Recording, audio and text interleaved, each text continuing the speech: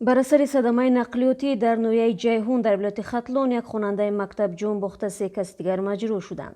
Манобеъи расмӣ дар вилояти хатлон ба радиои озодӣ гуфтанд қурбонии ҳодиса Марьям Қаландарзода дар синфи дуввум мехонд. Дилноза Шарипова, Самад Сидиқов ва Абдукарим Нуров низ хонандагони синфи дуввум ҳастанд ва ҳоло дар бемористон қарор доранд. Баъзи 2 нафар мӯътадил ва як кас дар шуъбаи эҳёгарист, иттилоъ дод манбаи огоҳ аз қазия. ҳодиса рӯзи 10 феврал ва ҳангоми аз мактаб ба хона рафтани кӯдакон рӯй додааст. Вазорати корҳои дохилии Тоҷикистон ҳанӯз дар бораи ҳодиса расман иттилоъ надода ва нагуфтааст ки садама чӣ гуна рух дод, аммо манобеъи огоҳ гуфтанд 2 мошин ба ҳам бархӯрд.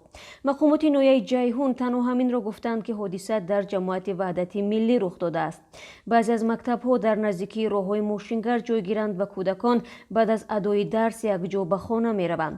маълум нест дар садамаи нақлиётӣ дар ноҳияи ҷайҳун чӣ гуна кӯдакон зери чархи мошин монданд. ҳар сол дар роҳҳои Тоҷикистон ва бо сабабҳои гуногун аз ҷумла риоя накардани қоидаҳои ҳаракат дар роҳ садҳо садамаи нақлиётӣ сабт мешавад.